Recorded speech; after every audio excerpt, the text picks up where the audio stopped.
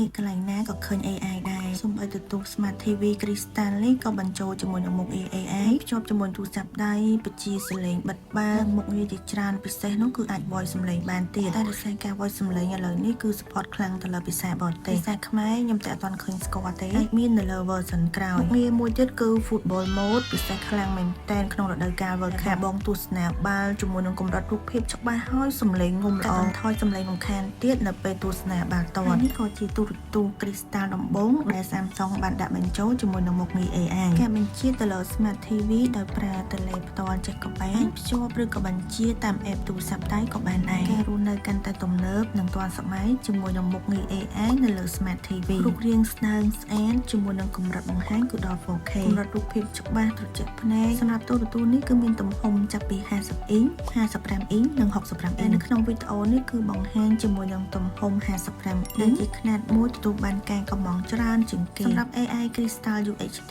នេះគឺកំពុងតែមាន promotion ដែរជាមួយការបញ្ចុះតម្លៃយ៉ាងច្រើនហើយជាមួយនឹងជើងចាប់ជញ្ជាំង free ដឹកនិង free ដំឡើងផងដែរក៏មានការធានា1ឆ្នាំចេញពីក្រុមហ៊ុន Samsung គ្នានៅវីដេអូក្រោយ